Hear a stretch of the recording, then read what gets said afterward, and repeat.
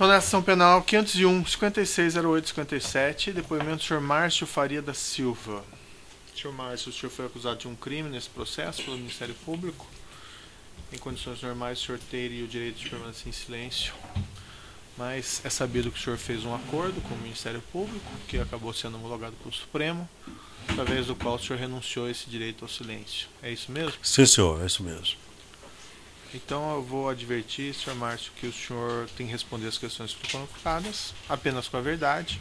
Se o senhor faltar com a verdade, além do senhor responder por um crime, o senhor perde seu acordo. Perfeito? Perfeito, doutor.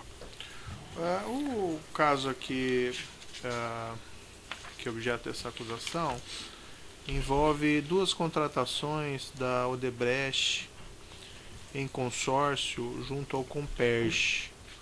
Uma envolvendo o consórcio Pipec e outra envolvendo o consórcio TUC Construções. O senhor era, nessa época desses dois contratos, o senhor era... Líder empresarial, doutor. Líder empresarial, né? Sim, senhor. O cargo seria presidente da construtora Odebrecht? Doutor, o cargo externo, sim, para a gente é líder empresarial. Era um vice-presidente executivo, depende do ambiente que você se relacionava. Relativamente a esses dois contratos, o senhor era o principal executivo? Executivo da Odebrecht Engenharia Industrial, que era uma das 5 divisões que a construtora Norberto Odebrecht tinha. Certo. E essa divisão que estava especificamente envolvida nesses dois contratos? Sim, senhor. Perfeito. A acusação do Ministério Público é no sentido de que teria havido pagamento de vantagem indevida, comissões, propina, para agentes da Petrobras nesses dois contratos. O senhor confirma isso? Aconteceu? Não aconteceu? Confirmo, sim, senhor. Nós pagamos propinas nos dois contratos, doutor. Nos dois contratos. Sim, senhor. Falando primeiro do consórcio Pipe-Rec, o senhor pode me descrever como que isso aconteceu? Posso, sim, senhor. O consórcio Pipe-Rec foi uma obra realizada pelo consórcio Odebrecht, UTC e Mendes Júnior. Essa obra, dentro do contexto Petrobras, houve acordo de mercado. Embora eu não tivesse sido representante nas reuniões que tiveram esse acordo, eu deleguei isso para um liderado meu, porque na época eu já não participava mais dessas reuniões. Acordo de mercado, o senhor quer dizer que... Cartel. Combinação na lista? Houve combinação dentro daquela questão de prioridades, e o consórcio que a Odebrecht fez parte foi a contemplada para fazer frente a esse contrato. Certo. E como que as coisas se desenvolveram, né? Aí, doutor, uma vez que nós fomos o eleito nesse grupo, nós apresentamos o menor preço, e o menor preço não estava de acordo com a flutuabilidade de preço da Petrobras. Ela cancelou a licitação e procedeu a uma negociação direta com o consórcio. Certo. Isso foi num tempo até razoavelmente rápido para os padrões da Petrobras, que foi uma contrapartida que foi depois o objeto dos pagamentos de propina desse contrato. E como foi isso, doutor? Teve 3 entes, vamos chamar assim, envolvidos nesses pagamentos indevidos, que são propinas. Não tem nada de caixa 2, partido, nem nada. Foi negociado 15 milhões de pagamento. O contrato era 1.800 e pouco, ou seja, foi menos de 1% para cada um dos 3 eventos, nessa ordem. Um pagamento de 15 milhões para a diretoria de abastecimento, 15 milhões para a diretoria de serviços e 15 milhões para um agente que trabalhava lá na condução do contrato, que eu não conheci, que era o seu Tuma. Então, houveram esses 3 pagamentos de propina. Certo. E o que aconteceu? Nesse 15 milhões no total. Não, 15 para cada um. 15 para cada Ou seja, 15, 15, 15, que era 0,7, 0,8 para cada grupo envolvido, vamos chamar assim. E aí, doutor, o que aconteceu? A Odebrecht, dentro da divisão, ela ficou responsável por parte do pagamento, tanto da diretoria de abastecimento, quanto da diretoria de serviços. A Mendes Júnior se encarregou do pagamento para esse agente que trabalhava lá, que até então não era vinculado nas propinas que várias vezes nós comentamos aqui. Certo. Então a empresa, dentro do aporte de dinheiro para os consorciados, encaminhou esse dinheiro para a Mendes Júnior e ela ficou responsável por esse pagamento para o senhor Tuma. No caso do diretoria de abastecimento e diretoria de serviços, o que nós fizemos? como eu disse para o senhor em outros depoimentos aqui, eu autorizei a criação de um programa dentro da Odebrecht para cumprir a nossa parte. O que era isso? Você tinha o departamento que cuidava do pagamento das propinas ou vantagens indevidas, que era o departamento de operações estruturadas. Certo. Eu aprovava o programa, o meu financeiro levava para uma pessoa que encaminhava para o departamento de propina. Certo. Então é o seguinte, dentro disso, a parte que coube o pagamento para o Odebrecht, eu me lembro que nesse contrato nós pagamos em torno de 5 milhões para o Paulo Roberto Costa, que era o que devia para nós. Os demais 10 que eu falei para o senhor que deveria ter sido pago pela UTC, e pagamos também para a diretoria de serviços em torno de 5 milhões. Certo. E aí o seguinte, eu abri um programa que era de 10 milhões, que quem gerenciava isso normalmente era o Pedro Barusco, mas o Pedro Barusco estava já fazendo a transição, ele tinha ido para a Sete Brasil, e ele foi substituído pelo seu Roberto Gonçalves. E dentro desse pagamento, me consta que nós chegamos a pagar, autorizado por mim, processado pelo pessoal de operação estruturada, em torno de 5 milhões de reais. Dos 15, o resto pago pela UTC. Perfeito. E aí, o que eu pude verificar depois, inclusive olhando anexos e tudo, que esse pagamento teria sido feito para, dos 10 que eu acertei o programa, teria sido em torno de 5 milhões diretamente para o esquema que Barus fornecia os dados e os outros 5 milhões, porque como funcionava isso?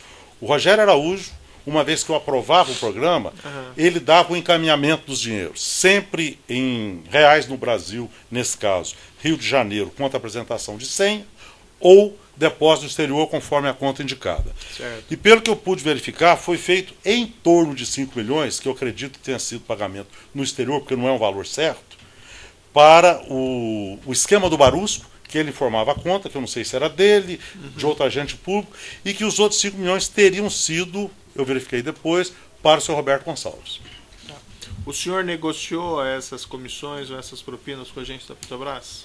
Doutor, não. Nesse caso não, porque inclusive até o Roberto Gonçalves, se eu estive com ele uma vez, foi muito. A relação dele era com o Rogério. Quem dentro da Odebrecht fez essa negociação? O Rogério. O Rogério. Com delegação minha.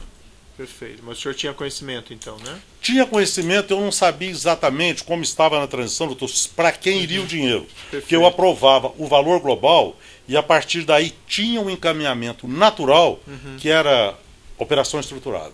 Nessa da operação estruturada, eles normalmente utilizavam codinomes. O senhor que passava esses codinomes? Não, doutor, porque o que acontece? Todo mundo envolvido, tanto nós do lado de cá como o pessoal da Petrobras, todo mundo tinha apelido. Tá. Até eu tinha. Todo mundo tinha. E não necessariamente o apelido virava codinome. Certo. Mas todo mundo tinha, e na hora do pagamento, se não tinha, criava-se um codinome. Nesse caso, por exemplo, a acusação aqui é mais específica ao senhor Roberto Gonçalves, ele tinha algum codinome? Doutor, até onde eu sei, eu acho que ele tinha 2 apelidos. E eu não sei qual foi o codinome utilizado. Ele tinha apelido de azeitona e de jogo. Jogo. Então eu acredito que tem que verificar o que diz as planilhas que deve ter na minha base de corroboração do meu anexo, deve ter, acredito ter sido jogo, doutor. O senhor chegou a mencionar alguma contrapartida durante a sua declaração? Por que foi pago isso aos agentes da Petrobras? Doutor, pagamento de propina na Petrobras, ou ela, num determinado momento, ou provocado ou não, ela chegava. Via de regra, ela sempre chegava. Nesse caso, a tal contrapartida foi que, uma vez cancelada a licitação, não se partiu para um rebide. Certo. Mas se desse o rebide também a gente ganharia. A verdade é essa, porque a gente tinha sido escolhido entre as empresas participantes da reunião. Mas nesse caso específico foi porque houve uma negociação, como em outros casos também, uma negociação direta. Mas tínhamos a melhor proposta, essa foi a contrapartida. Certo, então a não realização de um rebide. Então. De um rebide, sim, autorização, que aí as pessoas interessadas fazem o encaminhamento para uma DIP, que autoriza a negociação direta. Tá. E para chegar na faixa. Essa conversa quem teve foi o... Essa conversa foi o Rogério com o Gonçalves, possivelmente. Certo. E eles tinham conhecimento, o senhor tem conhecimento, se os agentes da Petrobras tinham conhecimento desses acertos de mercado entre as empreiteiras? Olha, eu já vi, eu acho o seguinte, eu acho que em maior ou menor grau, sim. Eu achava que sim, porque teve até casos que a Petrobras, não é objeto dessa ação, só para a gente colocar no... A Petrobras insistia, sabendo, por exemplo, que a prioridade tinha sido um consórcio onde a gente participava, de colocar uma empresa. Isso aconteceu conosco em outras obras. Na minha cabeça, sabia sim. A UTC, que o senhor mencionou, ficou de pagar também 10 milhões, é isso? Doutor, dos 45, 15 da Mendes Júnior, a diferença entre, por exemplo, os 10 milhões que eu autorizei para a diretoria de serviço, ele ficou de pagar os outros 5, assim como a diferença também dos outros 10 milhões da área de abastecimento, que aí perfazeria os 30, a somatória dos dois. Não que isso tenha muita relevância, mas por que não combinaram de cada um pagar uma diretoria nesse caso? Doutor, não tinha muito isso não, porque às vezes também podia até ter um saldo para uma pessoa, porque isso era, assim, muito pessoa física, embora tivesse os acordos, as proteções políticas, então já tinha um mecanismo que era mais fácil para um ou para outro.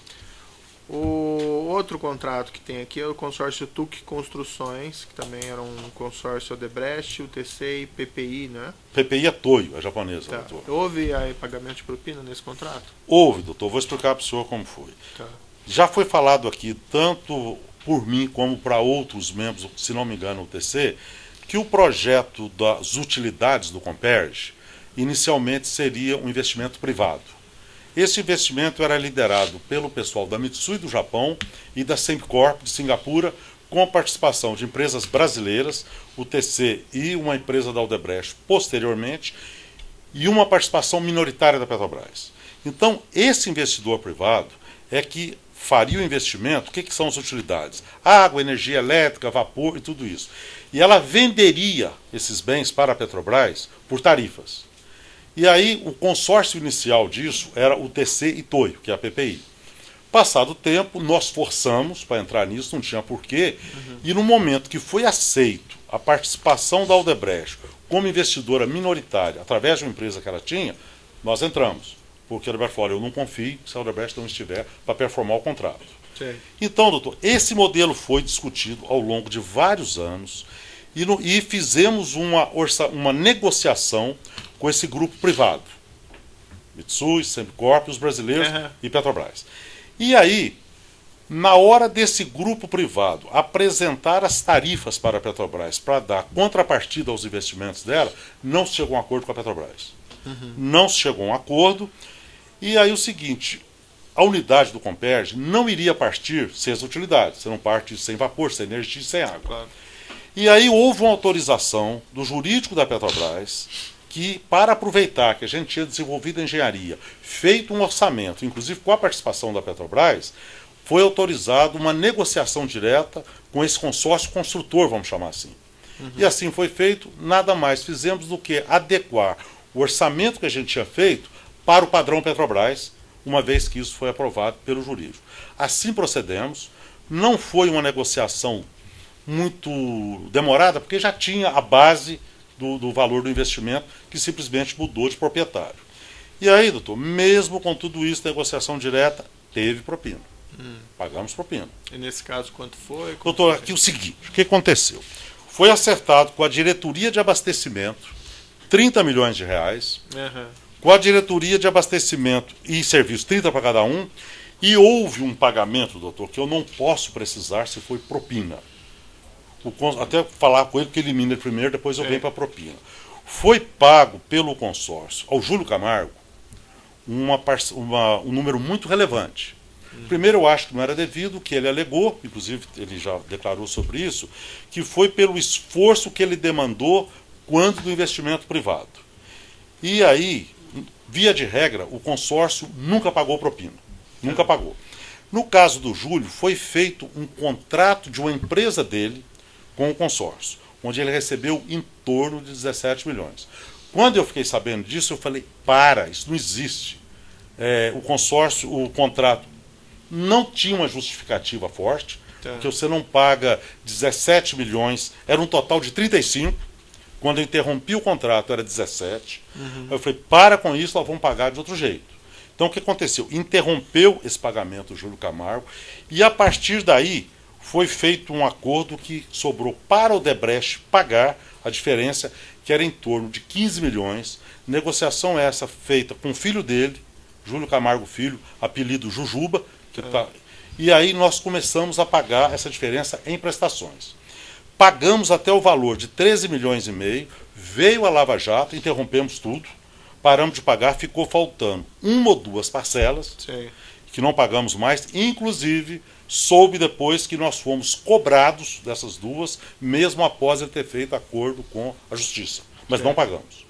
Então, doutor, esse dinheiro, eu não sei se foi propina, para mim não era devido, mas não importa. E a parte lá Aí vem a parte de abastecimento e serviço. Foi acertado 30 milhões para cada área, e essa divisão, o seguinte, a Toyo participou das negociações, cobrava, era muito ativa, mas não pagava. Falava, alegava que o compliance deles, empresa japonesa, e deixava para os tupiniquins pagando. E quem pagou isso na prática fomos nós e o TC. Então nós pagamos os 30 milhões. Eu me recordo que eu autorizei o programa para a diretoria de abastecimento de 22 milhões e meio. Dos 22 milhões e meio foi pago 15 milhões ao Paulo Roberto Costa e 7 milhões e meio ao Alberto Youssef, que era representante de um partido. A diferença para os 30 deveria ter sido pago pela UTC, como no caso da outra área, da área de serviço, foi o contrário. A UTC pagou mais. Nós pagamos alguma coisa negociado e encaminhado através de Barusco, ele dava aquele esquema das contas, e a UTC ficou de pagar a maior parte, nesse caso, correspondente à propina da diretoria de serviço. E nesse valor, pelo que eu soube, pelo que era compromissado, eu não posso dizer se ele pagou, era parte para o esquema de Barusco, o PT, aquela coisa toda, e uma parte que ele deveria pagar também ao Roberto Gonçalves. O consórcio, doutor, encaminhou o dinheiro para o UTC, mas eu não posso precisar se ele pagou. O compromisso era esse. Então foram esses 30 e 30, e foram pagos. Nós pagamos o que eu acabei de dizer para o senhor. Nesse caso desse consórcio TUC, né, com a Toyo, Toyo, exatamente. Por que foi pago? Teve contrapartida ou como é que foi? Doutor, veja bem, é o esquema do pedágio para mim, que era uma coisa institucionalizada, até porque é o seguinte, a Petrobras não teria outra opção a não contratar a gente, porque a obra não partiria e a gente já tinha toda a engenharia, todo o projeto pronto e caímos, não deu 1%, que foi 30 mais 30, que o contrato era em torno de 3,5 bi. Mas houve alguma conversa com os agentes no sentido de que vocês vão pagar porque doutor, aqui a gente está negociação direta? Doutor, não por ser negociação direta, é porque tinha que pagar. Tinha que pagar. Pagamos, aí entrava também já estava aí na transição, Barusco já trabalhava na 7, embora tivesse alguma influência, e ali, doutor, caiu, pagou. Independente de onde veio a demanda, negociou ou não, raríssimas exceções onde nós não pagamos, que era área offshore, o resto pagava. No primeiro contrato, me pareceu que, se o senhor corrija se eu estiver errado, que o senhor enxergou uma contrapartida mais clara, que foi a questão de não ter um rebite. Não ter o rebite. Nesse segundo, seria teve alguma coisa parecida? Seria negociação direta, mas também que ele pode até ser considerado a contrapartida, mas não tinha alternativa. Porque se você fosse fazer a licitação, ia durar mais de um ano.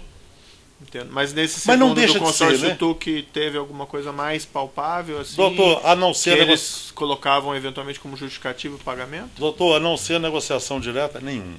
Era pedágio mesmo. Certo. E esses pagamentos, o senhor entende que, por exemplo, o Odebrecht foi extorquido ou coisa parecida, ou era uma corrupção mesmo? Doutor, era uma corrupção sistêmica que foi introduzida na Petrobras a partir dos anos 2003, até quem fosse assinando os contratos. A operacionalização dos pagamentos, isso o senhor não cuidou? Doutor, eu nunca tive ideia como fazer, porque eu aprovava o programa. E às vezes eu até achava que estava pagando por um codinome, mas aí chegavam os dados de outro e eu não tomava conhecimento disso. Na UTC, o senhor tratou com algum executivo a respeito de comissão ou propina desses dois contratos? Doutor, é o seguinte, a despeito das outras empresas, na UTC, mesmo o Ricardo sendo o dono, o Ricardo era um cara que trabalhava demais, ele era o executivo, ele era o homem de mercado e que tratava do político. Porque normalmente, por exemplo, na minha função, eu tratava com meus pares das empresas. Na UAS eu tratava com a Genor, na Andrade Gutierrez com o Elton. No caso da UTC, eu tratava com o Ricardo, que era assim que funcionava na UTC. Tratei com ele, sim. Chegou a tratar desse assunto de propina com o senhor Valmir Pinheiro? Não, Valmir Pinheiro não. Tá bom, são essas perguntas do juiz aqui. Sério, pouco tem questões? Muito rapidamente, Excelência. Seu Márcio, boa tarde. Boa tarde, doutor Júlio. São questões bem rápidas, só para esclarecer a respeito do consórcio TUC. Certo. O senhor inicialmente mencionou aqui que, uma expressão do senhor, forçamos para entrar. O senhor pode esclarecer? Posso, doutor, porque é o seguinte, o grupo de investidor, quando o projeto era privado, era liderado pela Mitsui Sembicorp e já tinha participação da UTC através de uma empresa que ela tinha, e minoritária Petrobras. Como a Odebrecht tinha uma empresa que cuidava disso, e era uma das maiores empresas do Brasil, nós procuramos a Petrobras, olha, a gente quer ter, como investidor, não era a minha área, a oportunidade de participar disso. O pessoal, ao início, reagiu, mas aí depois viram que a gente agregava. Essa empresa que a Odebrecht tinha que cuidava dessa área, agregava. Forçou no sentido de procurar e falou, olha, não tem porquê a gente não ter oportunidade de participar disso. Certo, mas e não deu muito estresse depois não, até entenderam e aceitaram. Sim, mas quando o senhor diz procuramos a Petrobras, procuramos quem? Paulo Roberto Costa. E esse acesso ao Paulo Roberto Costa era facilitado pela relação, inclusive, de propinas que os senhores tinham com ele? Doutor, já tinha uma relação, eu acredito que sim, porque já tinha um canal aberto, ele sabia que a gente tinha essa empresa que cuidava dessa área e não teve muita dificuldade não, doutor. Certo, então me corrija se eu estiver errado. Então, a inserção da Odebrecht nesse projeto que depois se tornou o consórcio TUC decorre também dessa participação de Paulo Roberto para que a Odebrecht integrasse esse consórcio, essa parceria privada inicial. Doutor, é o seguinte, se por acaso o contrato com o grupo privado vingasse, não teria propina, porque a Petrobras não era nossa cliente. Uhum. Ele poderia até questionar depois que ele ajudou, mas a princípio, se você tinha um grupo privado, inclusive que a gente fazia parte, não haveria propina. A propina se deu a partir do momento que acabou o investidor privado e virou um contrato Petrobras. Certo. E aí nessa linha também, embora o senhor já tenha respondido, mas só para poder deixar mais claro, no momento em que deixou de ser um projeto privado e passou a ser um projeto da Petrobras, o procedimento normal seria de licitação, mas pelo que eu entendi do que o senhor disse, a Petrobras optou pela contratação direta porque o próprio consórcio já tinha o conhecimento. No entanto, se não houvesse essa contratação direta, seria pior também para a própria Odebrecht, o TC e para a Toyo? Doutor, não deixa de ser. Por quê? A gente já tinha feito um investimento de muitos anos, uma proposta muito cara. Se fosse para uma licitação, para a gente atuar através desse consórcio, primeiro a gente teria que ir ao grupo das empresas que distribuíam e haver o equilíbrio quem a gente teria, entre aspas, uma certa preferência, porque a gente já tinha investido muito dinheiro nisso aí. Mas não necessariamente seria aceito. Seria um jogo que a gente não sabe qual seria, uma vez que seria uma licitação nova da Petrobras, os atuais diretores já estavam em vias de sair, que esse contrato foi assinado no final de 2011, a maioria dos diretores saíram em 2012. E aí, se fosse uma licitação, pelo período que seria, não daria tempo de ser fechada com aquela diretoria. Seguramente não. Você teria no mínimo uns 10 meses para esse novo processo. Certo, então essa contratação direta beneficiou. Beneficiou, porque inclusive aliviou o investimento que nós fizemos. Certo, e uma última questão também. O senhor disse que abriu o programa para realizar os pagamentos relacionados Sim, às senhor, obras. Então, só para que fique claro, ainda que o senhor não tivesse conhecimento da operacionalização pelo setor de operações estruturadas, a autorização para pagamento passava pelo senhor? Passava para mim a abertura do programa. Olha, o contrato tal tem uma abertura de programa de 10 milhões. A partir daí, eu saía completamente do circuito. Depois, ao longo do aprendizado que a gente está tendo aqui, eram feitos contratos fictícios, era feito pagamento de dinheiro, mas eu não tinha como participar. Eu não tinha nenhuma relação com a área de operação estruturada. Nenhuma. Nem sei que andar ficava. Uhum. Perfeito, seu Márcio. Muito obrigado. Satisfeito, excelência. Certo. A ciência de acusação tem perguntas? Sem perguntas. A defesa do senhor Olívio Rodrigues tem perguntas? Sem perguntas, excelência. A defesa de Rogério Santos de Araújo tem perguntas? A defesa de Valmir Santana tem perguntas? Sem perguntas, obrigada. A defesa de Roberto Gonçalves tem questões? Tem sim, excelência. Boa tarde a Boa todos. tarde, doutor. Boa tarde, senhor Márcio. Senhor Márcio, em determinado momento o senhor disse que numa conversa entre Rogério Araújo e Roberto Gonçalves, e aí o senhor colocou, eu coloquei aqui entre aspas, possivelmente seria para, de alguma forma, viabilizar o não rebide. Foi o que o senhor disse. Sim, senhor. O senhor tem alguma certeza da ocorrência dessa conversa? Ou... Absoluta. Teve, sim, senhor. Teve essa conversa? Teve, com certeza. O senhor sabe qual foi Se não tivesse essa conversa, não teria sido gerado uma DIP propondo o não rebide se uma negociação direta, porque isso partia do executivo da área de engenharia e serviços que estava cuidando do projeto. Se houvesse um rebide, então esse seria o caso de não rebide, mas se houvesse então uma licitação, havia outras empresas com capacidade de assumir aquele contrato nas condições que vocês já estavam? Ô doutor, sim, porque não somos só 3 empresas que participamos disso. Como não houve um rebide, eu não saberia dizer para o senhor qual seria o objeto da DIP e que empresas estariam incluídas nesse rebide. Difícil dizer. Agora, que empresa tinha. Lógico. Tinha umas 10. Certo, sem mais. Ou isolado ou em consórcio. Perfeito. A defesa do próprio acusado tem alguma questão? Sim, senhor. Pode alcançar o microfone, por favor. Boa tarde, excelência. Senhor Márcio, o senhor já explicou, no seu dever de colaboração, os pagamentos realizados nos consórcios PipeRec e TUC. Mas há um outro ponto da acusação, que o senhor também já referiu aqui, que é uma acusação de lavagem de capitais. O senhor disse que fazia a programação desses pagamentos, mas não tinha contato com o setor de operações estruturadas criado pela companhia. Eu lhe pergunto, em algum momento, o senhor, qual a sua relação com Olívio Rodrigues? Conheci aí fora agora. Na época dos fatos, Não, 2011, conheci tem 12, 15 minutos. Não conhecia. Conheci agora que me apresentaram para ele aí fora. Com o Rodrigo Duran. Rodrigo Duran, soube pela mídia quem era, mas não tem ideia, nunca vi, não sei quem é. O senhor tinha conhecimento de que eram feitos pagamentos no Brasil e no exterior, correto? No Brasil, conforme a apresentação de senha e endereço, e no exterior, conforme a apresentação de conta pelos destinatários. Tá. As contas especificamente narradas pela denúncia, transferências bancárias internacionais para offshore no exterior, tanto a Fairbridge quanto a Maiana Trade, o senhor já ouviu falar, tinha conhecimento disso? Não, só na denúncia. Estou satisfeito, excelência. Certo. Tem alguma coisa que o senhor gostaria de dizer ainda no nosso depoimento? Não, doutor, eu estou aqui colaborando, vou continuar fazendo e continuo à disposição da Justiça. Perfeito. Então, pode interromper a gravação.